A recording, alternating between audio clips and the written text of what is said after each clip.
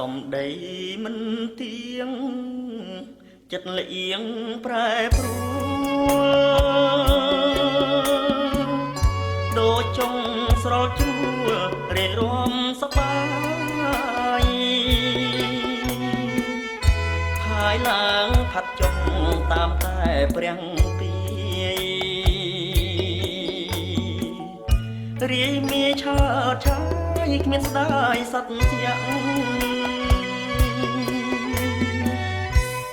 អូស្រីរូបល្អចិត្តដូចកណីហិតប្តីមានថ្មីស្រីអំប្លាក់បនតាបាច់ឈឺឲ្យក្តៅអួលអាក់គ្មានស្ដាយក្តីស្ម័គ្រឋានសុខវិមានហើយទៅក៏ទៅចុងស្រែចិត្តមច្ឆាហើយខែ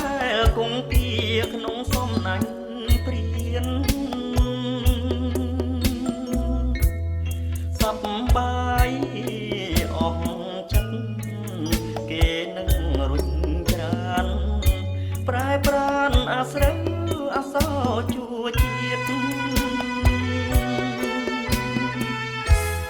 មានស្ដាយស្រណោះអាឡោះ